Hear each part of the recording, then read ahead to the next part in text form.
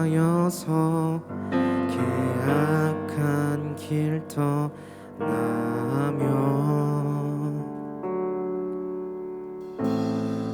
하늘에서 듣고 죄를 사하며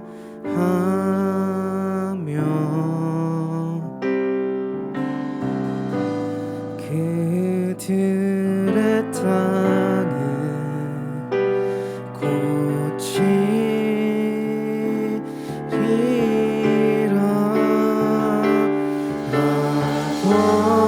아버지여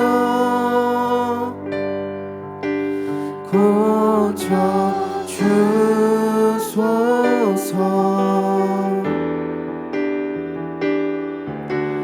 이 나라 주의 것 되게 하소서.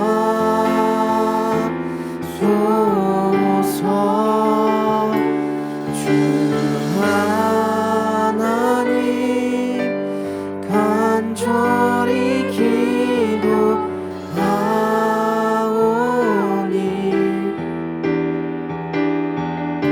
상한 이 땅 새롭게 하소서.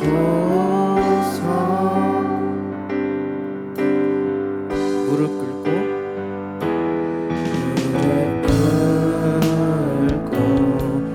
다 경비하여 주께 기도하니 주의 얼굴을 구하여서 그 악한 길 떠나니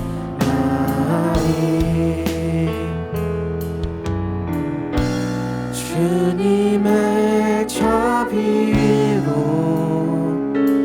죄를 사하며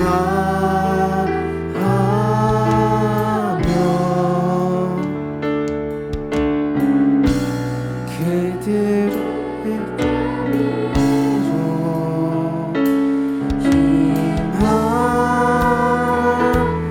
힘하소서. 아버지여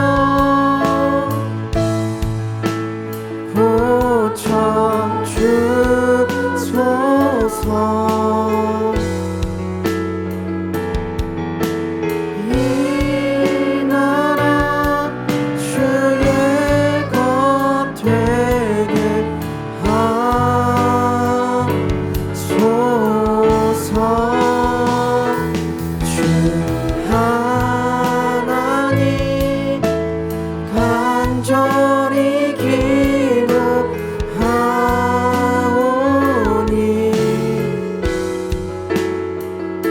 상한 이 땅 새롭게 하소서. 다시 찬양하겠습니다. 아버지여 아버지여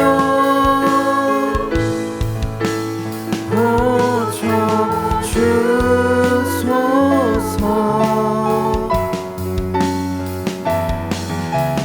이 나라 주의 것 되게 하소서.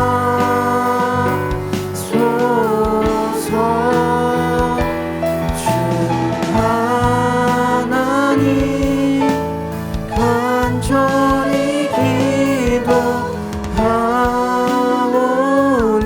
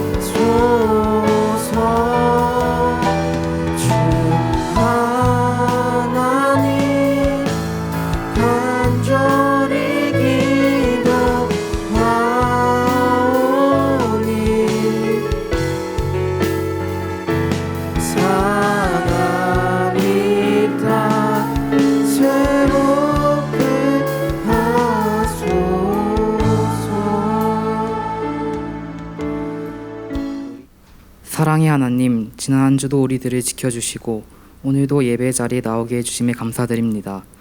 지난 한 주도 하나님의 말씀에 순종하지 않고 하나님께서 기뻐하시지 않은 말과 생각과 행동을 한 것을 회개합니다. 주님의 말씀대로 살도록 도와주세요. 오늘 귀한 말씀 전하시는 석세영 목사님께 은혜 내려주시고 준비하신 말씀 잘 전하고 오늘 말씀을 통해 모두가 은혜 받을 수 있도록 도와주세요. 오늘 하나님께서 주신 말씀을 집중해서 듣고 삶에서 겸손히 순종하며 실천하도록 도와주세요. 코로나가 번지는 상황에서도 하나님과 멀어지지 않게 해주시고 코로나로부터 우리들을 보호해 주세요. 항상 대형교회와 담임 목사님을 축복하여 주시고 모든 고등부의 친구들과 선생님들, 미디어팀, 찬양팀, 그리고 현장 예배에 오지는 못했지만 온라인 예배를 드리는 친구들도 지켜주시고 은혜 내려주세요. 항상 감사드리며 예수님의 이름으로 기도드립니다. 아멘. 네, 여러분 한 주간도 잘 지내셨나요? 네, 잘 지내셨죠? 네, 시간이 참 빨리 지나가는 것 같습니다.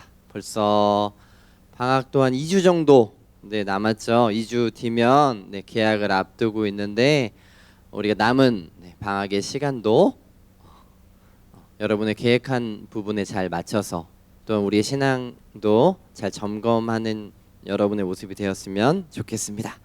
같이 한번 말씀 먼저 보도록 하겠습니다. 함께 보실 말씀은 요한복음 15장 1절에서 5절까지의 말씀입니다. 요한복음 15장 1절에서 5절까지의 말씀을 함께 읽어 보도록 하겠습니다. 함께 읽겠습니다.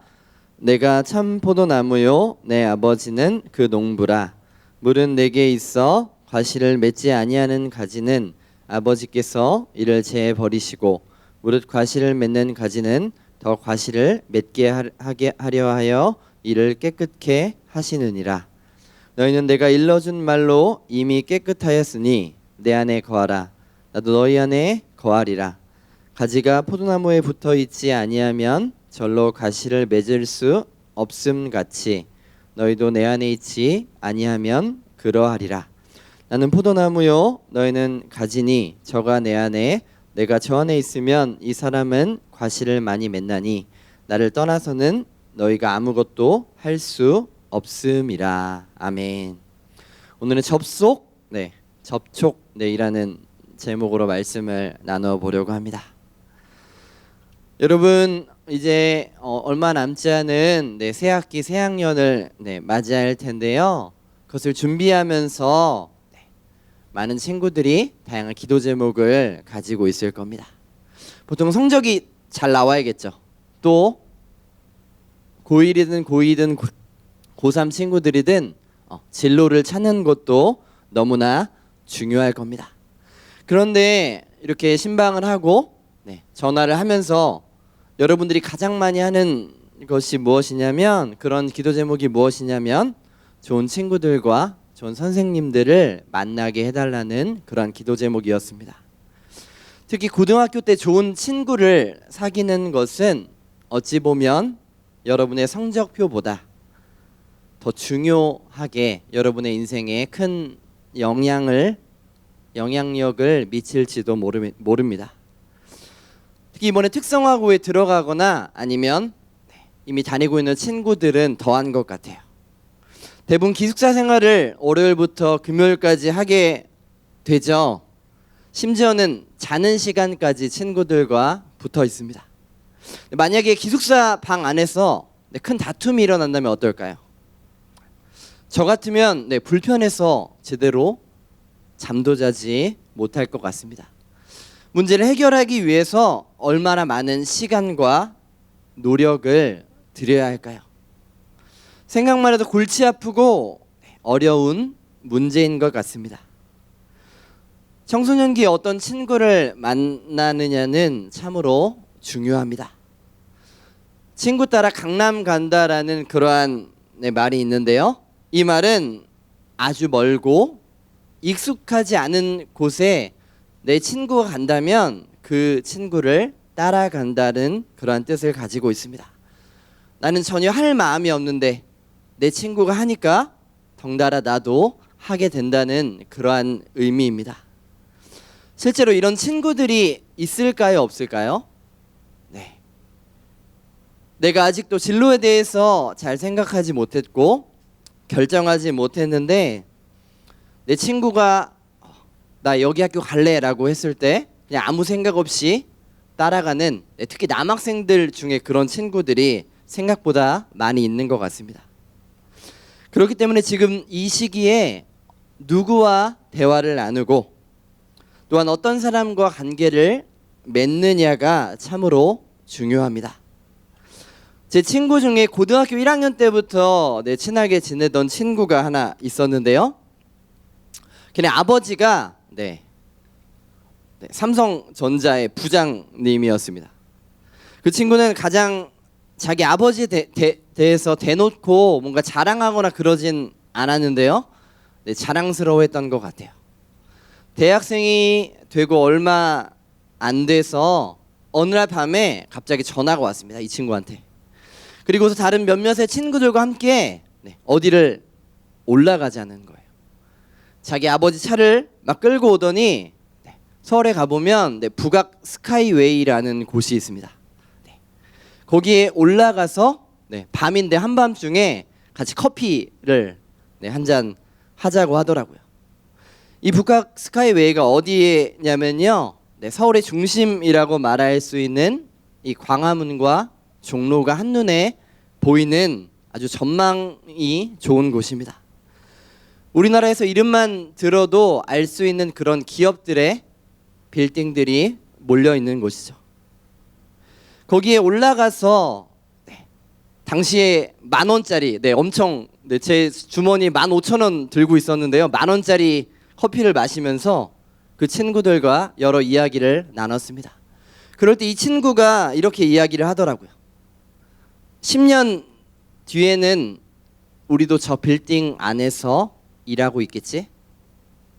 저는 그때 별로 회사에 다니고 싶은 생각이 없었고 그런 마음도 없었는데요. 같이 있었던 다른 친구들은 이에 동조하면서 10년 뒤에 저기서 만나자라고 그렇게 말했습니다. 여러분, 10년 뒤에 어떻게 됐을까요? 그 친구가 거기에서 일하고 있었을까요? 그 친구는 이제 학교를 마치고 유학을 갔다 와서 한 대기업에 입사를 하게 되었습니다. 또 그리고 그때 함께하던 친구들도 같이 비슷한 업종에서 회사를 지금도 다니고 있습니다. 여러분, 관계라는 것은 우리 눈에 쉽게 보이지 않기 때문에 그렇게 중요하다고 생각하지 않을지 모릅니다. 하지만 여러분이 생각하는 것 이상으로 더 중요하고요. 특별히 청소년기에 있는 여러분은 더 민감하게 반응하는 것 같습니다. 나는 혼자서 살 수 있다라고 말하고 다른 사람은 상관없다라고, 나만 행복하면 된다라고 말하는 친구들이 이 자리에도 있을지 모릅니다. 근데 이런 말은 할 수는 있지만 현실적으로는 불가능한 말입니다. 혼자 있다가도 정말 좋은 사람을 만나면 행복하고요. 내가 혼자서 살아갈 수 없는 그것을 알기에 관계는 우리가 피할 수가 없습니다. 보통 우리가 처음 교회에 나올 때 부모님과 함께 나오는 경우가 많이 있습니다. 근데 생각해 보면 부모님과의 관계 때문에 처음 교회에 나오기 시작합니다. 친구 때문에 교회에 나온 친구들도 있을 거예요. 친구를 만나러 교회에 나오다 보니까 자연스럽게 교회 예배에 참석하게 되고, 또한 말씀도 듣고 수련회도 가게 되고 하나님을 만나기도 합니다. 반대로 나랑 친한 친구도 잘 없고 선생님이랑도 관계가 그렇게 맺어져 있지 않는 친구들은 적응하는데 어려움을 느끼기도 합니다. 집에서 부모님이든 아니면 형이든 누나든 동생이든 학교에서 친구들이든 이 관계를 유지하는 것이 참 어려운 문제이기 때문에 우리는 관계 때문에 힘들어하기도 하고 이 관계를 유지하기 위해 많은 손해를 보기도 합니다. 그렇다면 사회에서는 어떨까요? 여러분이 생각하는 것 이상으로 다른 사람들과 좋은 관계를 맺기 위해서 사람들은 돈과 시간을 써가면서 많은 노력을 합니다. 왜냐하면 이런 관계를 통해서 세상에서 성공적인 인생을 살고 싶기 때문입니다. 한 연구소의 조사 결과에 따르면 엔지니어링과 같은 어떤 기술만으로도 성공할 수 있다라고 말하는 그런 직업군에서도 약 15%만이 자신의 기술 때문에 성공했다라고 말합니다. 나머지 85%는 인간관계, 즉 사람을 움직이는 능력에 관련이 있다라고 분명 말하고 있습니다. 이렇게 사람들은 관계에 대해서 정말 중요하다고 말하고 계속해서 그런 관계를 유지해 나가고자 원합니다. 그렇다면 그리스도인 된 우리는 먼저 누구와의 관계를 중요하게 여겨야 할까요? 가장 신경 써야 하고 하루라도 잊지 않고 잘 대화하고 있나? 내 안에 계신가? 어디에서 그분을 만날 수 있는가? 고민하는 것이 바로 예수님과의 관계입니다. 그렇다면 예수님과의 관계는 우리가 어떻게 해야 할까요? 오늘 말씀에서 우리에게 이야기해주고 있습니다. 첫 번째로 내 자리를 내어드릴 때 예수님과의 좋은 관계를 맺을 수 있습니다. 1절의 말씀에 보면 이렇게 말합니다. 내가 참 포도나무요 내 아버지는 그 농부라. 여러분, 포도나무와 관련된 이야기는 당시 농경사회에서 너무나 쉽게 들을 수 있는, 접할 수 있는 그러한 이야기였습니다. 하나님은 농부시고 예수님은 포도나무가 되십니다. 그리고 우리는 가지라고 말하죠. 당시 사람들이 포도나무를 기르던 목적은 과연 무엇이었을까요? 포도나무가 꽃이 예쁜 것도 아니었고요, 보기에 좋은 나무도 아니었습니다. 그저 이 포도나무를 기르는 유일한 목적은 열매를 맺기 위함이었습니다. 당시 이스라엘 나라의 기후의 특성상 많은 사람들이 우리가 수돗물을 틀면 물이 나오는 것처럼 그렇게 물을 얻지 못했기 때문에 그만큼 포도를 많이 길러서 물 대신해서 많이 포도주를 마셨습니다. 하나님께서는 농부가 되신다라고 말씀드렸는데요, 이 포도나무를 가꾸는 그 과정은 어떨까요? 그 과정은 행복한 순간만이 있는 것이 아니라 이 포도나무가 자라기 위해서, 열매를 맺기 위해서 참 많은 어려움과 고통의 세월이 따르기 마련입니다. 하나님은 우리에게 물과 양분을 공급해 주십니다. 너희가 많은 열매를 맺을 수 있도록 우리에게 좋은 것들을 허락해 주십니다. 근데 여기서 주목해야 볼 것은 무엇이냐면, 열매를 맺지 않는 가지는 재버리시고 열매를 맺은 가지는 더 좋은 열매를 맺게 하신다라고 우리에게 말씀합니다. 이렇게 고통스러운 과정을 거치는 이유가 무엇일까요? 과실을 맺는 가지는 더 많은 열매를 맺으라고 우리에게 말씀하시기 때문입니다. 제가 대학교 때 선교단체 활동을 참 열심히 했는데요, 그 중에서도 좀 부담감을 가지고 전도를 열심히 했습니다. 대학교 때 공강 시간, 그러니까 비는 시간에 강의가 없는 시간을 쪼개서 점심도 대충 먹고, 심지어 학교 시간표를 짤 때 전도를 할 시간을 빼놓고 그렇게 시간표를 짜기도 했습니다. 그런데 결과는 어땠을까요? 대학교 4년 내내 단 하나의 열매도 맺지를 못했습니다. 아무리 해도, 어떤 짓을 해도, 뭐 돈을 쓰고 아무리 부탁을 하고 그렇게 무슨 짓을 해도 안 되는 건 안 되더라고요. 근데 주변 사람들이 저에게 말했습니다. 너 열심히 하니까 괜찮아. 하나님이 그래도 너 열심히 하는 모습을 봐주실 거야. 예쁘게 봐주실 거야. 라고 말하지만 제가 위로가 될까요? 안 될까요? 네. 전혀 위로가 되지 않았습니다. 결국에는 열매가 없는데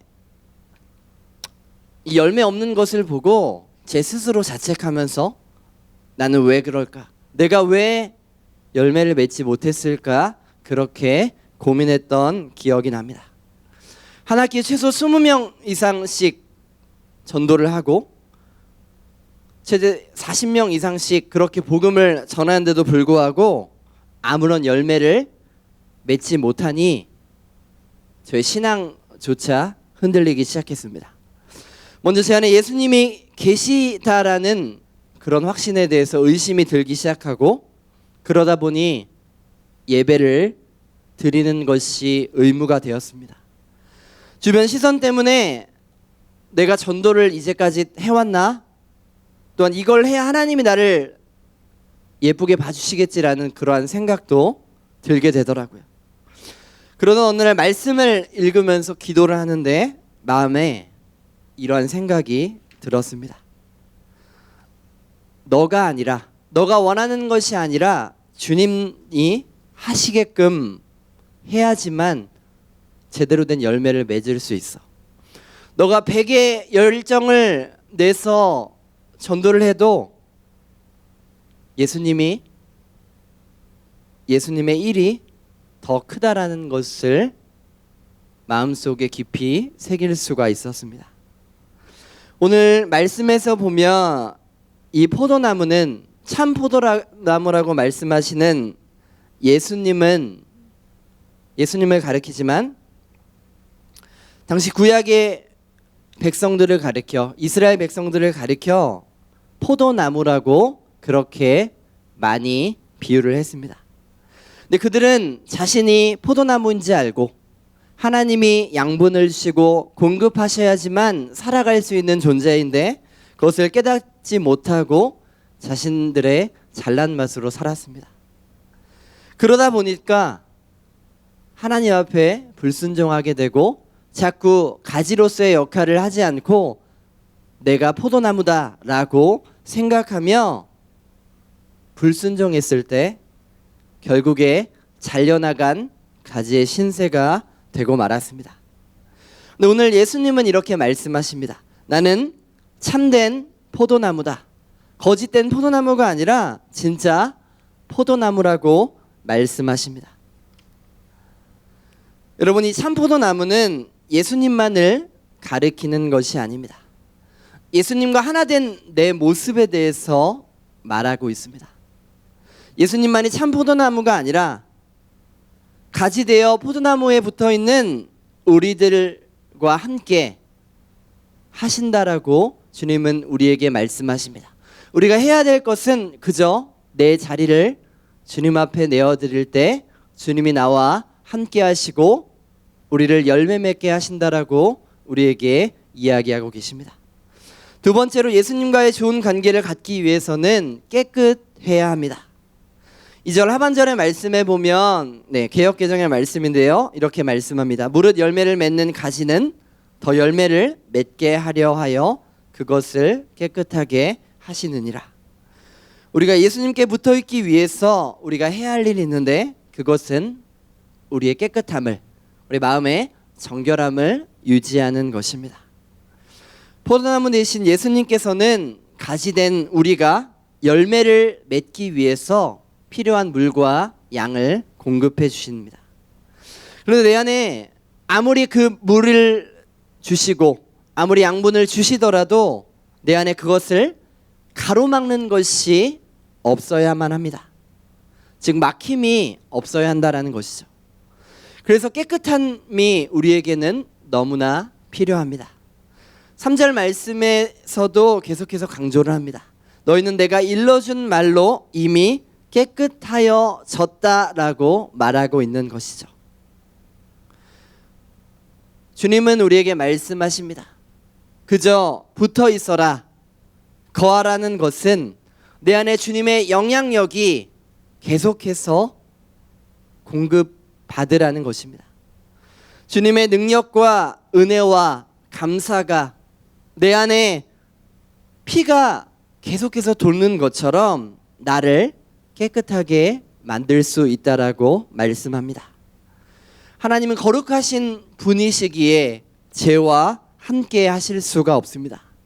죄를 품고는 하나님의 인도하심을 받을 수가 없습니다. 가지된 우리가 예수님께 붙어 있지 못하면 어떻게 될까요? 첫째는 열매를 맺지 못합니다.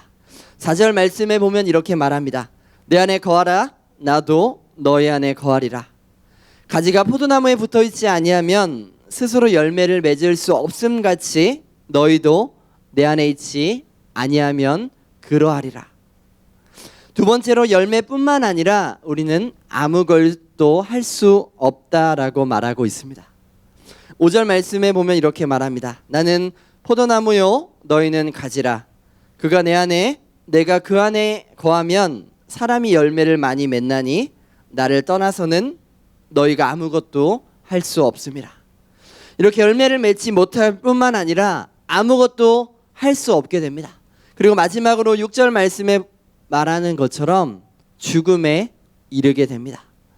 사람이 내 안에 거하지 아니하면 가지처럼 밖에 버려져 마르나니 사람들이 그것을 모아다가 불에 던져 사른다라고 말씀하고 있습니다. 그러므로 우리는 깨끗한 모습으로 포도나무 대신 예수님께 붙어 있어야만 합니다. 우리를 참 포도나무 대신 예수님께 우리를 붙일 때, 붙여 있을 때 좋은 열매를 맺기를 원하십니다. 마지막으로 세 번째로 예수님과 좋은 관계를 맺기 위해서는 접속이 아니라 접촉해야만 합니다. 우리가 읽은 15장의 말씀은 요한복음 13장과 14장 말씀과 이어져 있습니다. 오늘 말씀의 배경을 잠시 살펴보면 예수님께서 이제 곧 있으면 제자들을 떠나신다라고 말씀하십니다. 제자들의 마음은 어땠을까요? 제자들은 불안했습니다. 제자들이 제가 예수님을 따라갈게요 라고 말했지만 내가 가는 곳은 너희가 따라올 수 없다라고 그렇게 예수님은 말씀하셨습니다. 대신에 주님이 떠나실 것을 염려하는 제자들에게 주님은 나에게 꼭 붙어 있어라라고 그렇게 말씀하고 계십니다. 여러분, 예수님의 말씀이 이해가 가시나요? 나는 이제 떠나야 한다라고 말씀하시는데 너희들은 나에게 붙어 있으라라고 모순된 말씀을 하고 계십니다. 그런데 이 말씀은 모순이 아니라 또 다른 접촉을 의미하고 있습니다. 붙어 있어라, 거하라, 이러한 의미는 물리적으로 손을 대고 있는 그런 것이 아니고요. 또한 공간적으로 함께 있는 것도 아닙니다. 말씀과 기도를 통해 예수님의 영향력을 지속적으로 받고 있다라는 의미입니다. 어디에 있든지 무슨 일을 하든지 주님이 계속해서 내 안에 계시고 일하신다는 것을 의미합니다. 주님은 이제 곧 십자가로 가시고 원래 오셨던 그 하늘의 영광을 보러 가십니다. 육체적으로는 우리와 함께 할 수 없지만 어디서나 함께 하시는 성령 하나님을 통하여 나의 영향력이 너의 삶을 주도하게 하라라고 우리에게 말씀하고 계십니다. 그렇다면 여러분은 주님과 접촉되어 있나요? 주님과 예수님과 딱 달라붙어 있는지 한번 살펴보기를 원합니다. 많은 사람들이 접속이라는 단어와 접촉이라는 단어를 구분하지 못합니다. 접속되어 있다라는 것은 어떤 의미냐면 일방적이라는 의미입니다. 또한 자기중심적이라는 것이죠. 내가 원하면 오고 내가 가고 싶으면 가는 것이 바로 접속입니다. 여러분, 인터넷이 발달하면서 관계의 변화가 우리 가운데서도 일어났습니다. 이전에는 나와 관계를 맺는 사람들의 수가 그렇게 많지 않았는데요. 이제 인터넷이 발달하다 보면 수만 명, 수천 명의 사람들, 내가 알지 못하는 사람들이 오늘 이 시간 무엇을 하고 있는지조차 알 수 있는 시대를 우리는 살고 있습니다. 접속이라는 것이 있기 때문에 이러한 삶을 살아갈 수가 있는 것이죠. 분명히 좋은 점은 많이 있지만 반대로 단점도 매우 큽니다. 페이스북이나 인스타에서 많은 정보를 얻고 겉으로 드러난 모습으로 볼 수 있지만 톡으로 하는 대화가 또한 전화로 하는 직접 만나서 통화하는 것이 직접 만나서 눈을 보면서 대화하는 것처럼 이렇게 정말 깊이 있는 이 마음을 나누는 일만큼 그 사람에 대해서 잘 알지 못합니다. 제대로 된 관계를 맺을 수 없다라는 것이죠. 그러다 보니 우리는 이것에 익숙해져서 주님과의 관계도 그렇게 맺을 때가 많이 있습니다. 내가 필요할 때만 로그인해서 내가 원하는 것을 얻고요. 대부분의 시간은 로그아웃합니다. 내가 필요한 정보를 얻을 때만 접속하고 있지는 않나요? 주님, 제가 해결한 문제가 있는데 잠시 답을 주실 수 있을까요? 제가 이렇게 진로를 선택할 때가 되었는데 진로에 대한 정보를 저에게 주시겠어요? 이렇게 삶의 문제들을 해결할 정보를 얻을 때 그때 주님께 접속합니다. 그러나 여러분, 주님과의 관계는 이렇게 맺어서는 절대 안 됩니다. 그렇게 신앙생활을 하면서 나는 하나님에 대해서 그래도 알고 있어. 나는 예배를 드리고 그래도 기도하고 있고 말씀을 가끔씩 보고 있기 때문에 하나님에 대해서 잘 안다라고 착각합니다. 우리는 잠깐 기도하고 말씀 보고 설교를 들을 때만 하나님께 접속합니다. 그렇게 접속을 하다 보니 하나님에 대해서, 예수님에 대해서 잘 안다고 말하지만 내가 하나님께 그래도 붙어있는 가지지, 그분 안에 매번은 아니지만 그래도 거한다라고 말할 수 있지라고 그렇게 항변할지 모릅니다.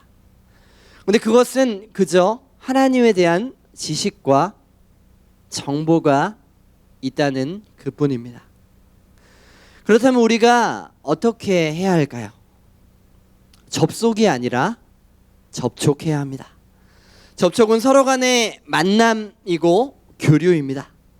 하나님이 어떻게 나에게 말씀하실지를 귀 기울여서 듣고 있어야지만 하나님이 원하실 때 나에게 말씀하십니다. 내가 그저 하나님 앞에 나에게 원하는 것을 말하고 기도가 끝이 나는 것이 아니라 하나님 아버지의 마음을 발견함을 통하여 계속 붙어 있을 때 하나님 아버지의 마음을 우리가 발견할 수가 있습니다. 엄마 뱃속에 있는 태아가 가장 먼저 생기는 감각이 바로 접촉입니다. 그 접촉의 감각으로 인해서 행복이 찾아오고요. 이것을 통해서 살아있음을 경험하게 됩니다. 여러분, 주님 우리에게 내 안에 거하라고 말씀하시고 붙어 있으라고 말씀하십니다. 그렇게 접촉하는 것이 주님으로부터 지속적인 영향력을 받는 것이라고 우리에게 말씀합니다. 제가 한 가지 이야기를 들려드리면서 말씀을 정리하려고 합니다.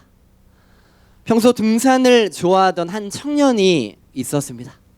근데 이 청년이 험한 산을 혼자 등반을 하다가 벼랑 끝에 그만 발을 헛디뎌 절벽 밑으로 떨어지고 말았습니다.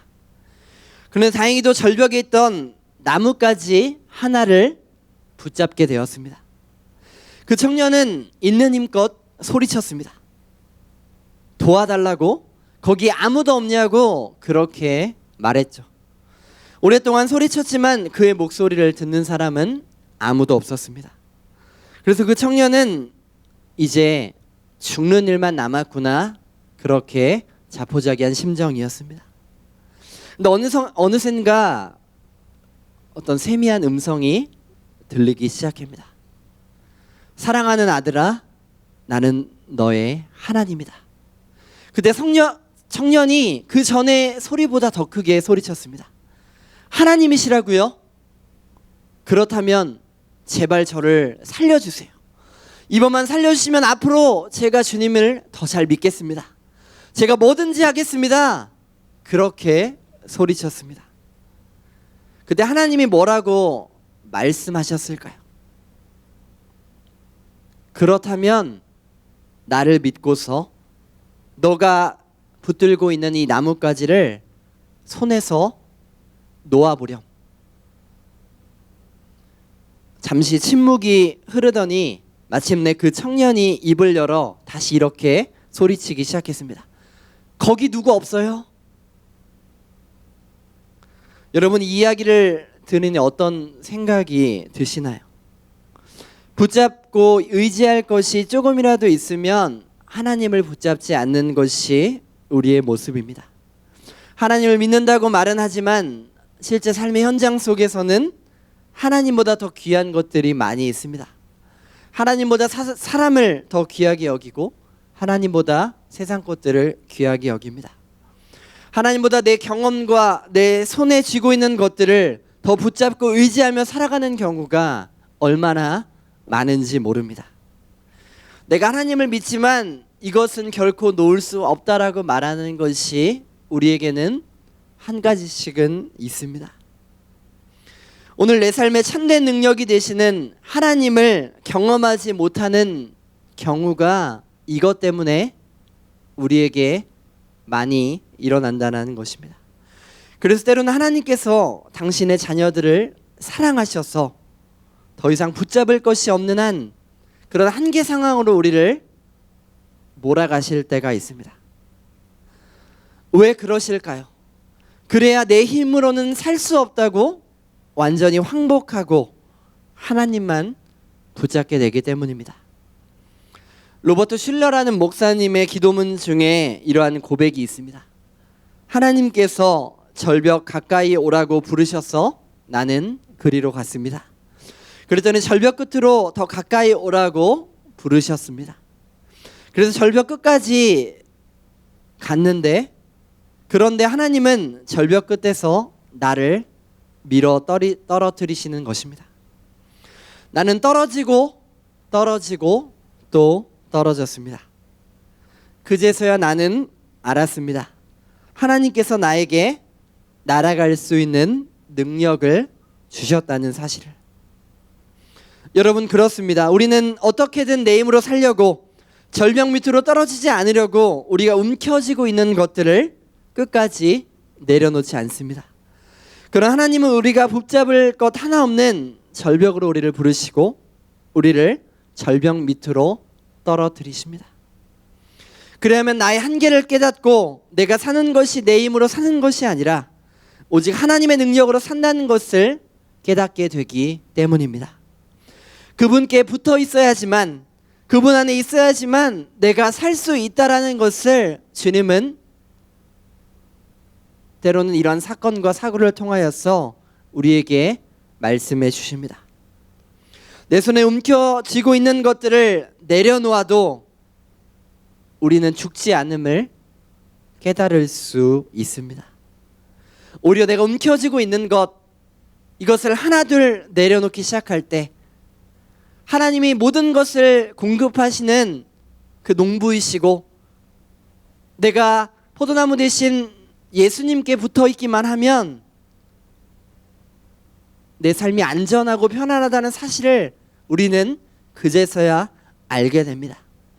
내가 무엇을 움켜쥐는 인생이 아니라 하나님께서 붙잡아 주시는 인생이 되기를 소망합니다. 내 능력으로 살면 내 수준밖에 살아갈 수 없습니다.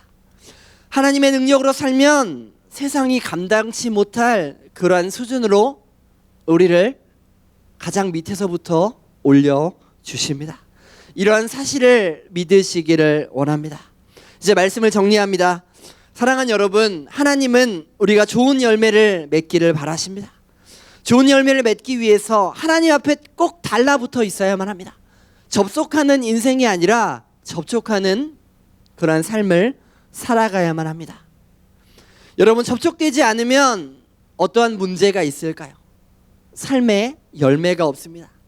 아무것도 할 수 없습니다. 결국 우리 영적인 생명을 잃어버리고 맙니다.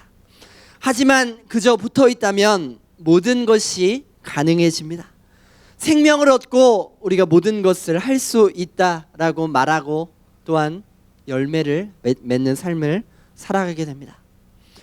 그렇지만 생각해 볼 것은 하나님께서는 우리가 열매에 집착하지를 않기를 원하십니다. 우리가 무언가 하나님을 위해 위대한 것을 하는 것이 아니라 뭔가 요셉처럼 다윗처럼 내가 이 세상에서 성공적인 인생을, 뭔가 위대한 인생을 살라라고 우리에게 말씀하고 있지는 않으십니다. 그저 절대 떨어지지 않고 붙어있는 인생을, 때로는 얇고 긴 인생일지라도 그저 붙어있기만 하면 우리는 결국에 열매를 맺을 수가 있습니다. 여러분, 하나님께서는 우리에게 큰 것을 요구하시지 않으십니다.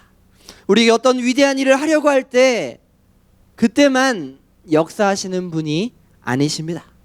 그저 여러분 한 명 한 명이 온전히 붙어 있을 때 언제나 나는 충분하게 너에게 가장 필요한 것을 공급하신다라고, 그렇게 하나님의 일들을 이루어 가신다라고 말씀하십니다.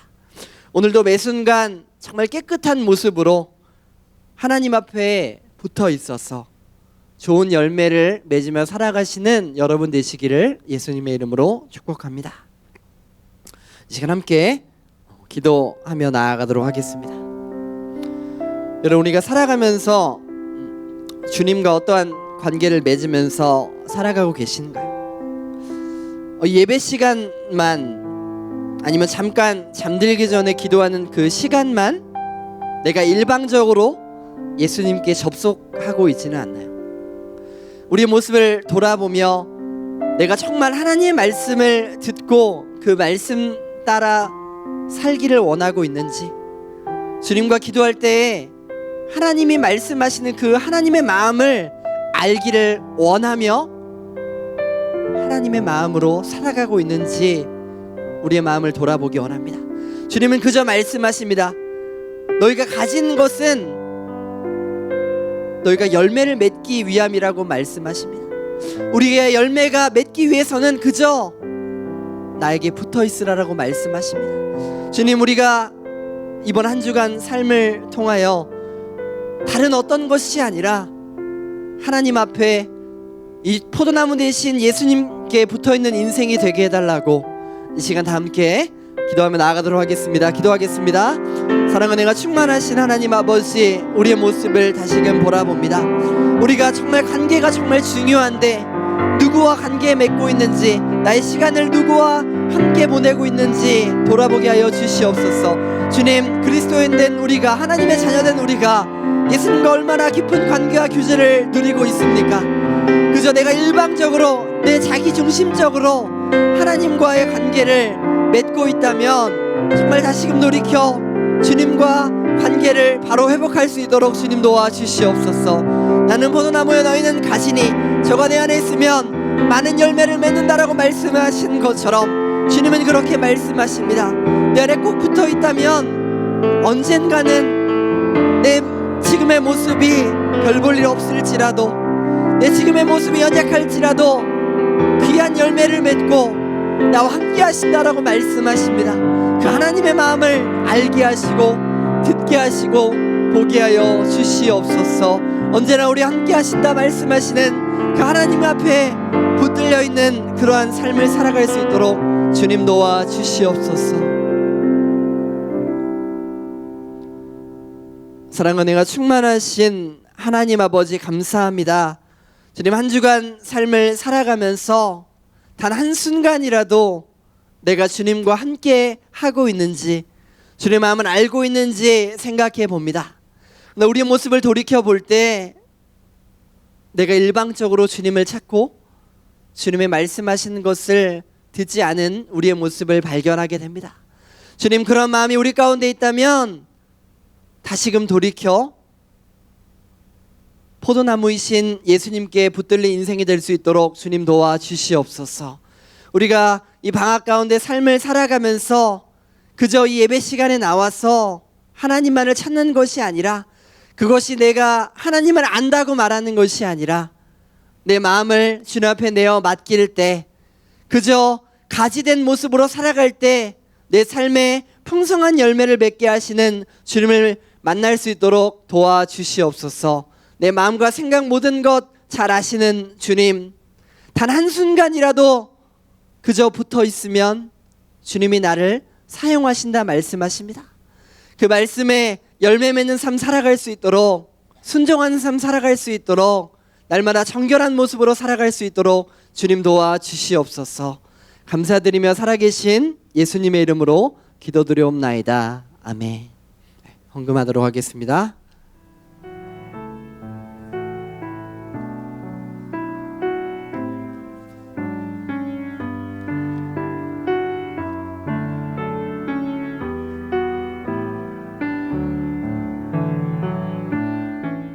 사랑과 은혜가 풍성하신 하나님 아버지, 지난 한 주간의 삶도 또한 지켜주시고 이 코로나 어려운 상황 가운데서도 이 현장 예배에 나와 주의 말씀을 새기며 다시금 주의 말씀대로 살기를 간절히 원하는 우리 귀한 학생들과 선생님들을 축복하여 주시옵소서. 주님, 우리가 빈손으로 나오지 않고 주님 앞에 나의 모든 것을 내어 맡긴다라는 의미로 우리 물질의 주관자 되신 하나님 앞에 귀한 예물을 드렸습니다.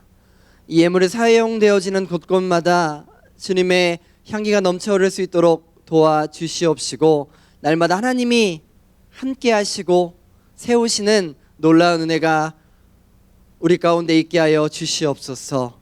우리 함께 하심을 믿으며 살아계신 예수님의 이름으로 기도드리옵나이다. 아멘. 축도하겠습니다.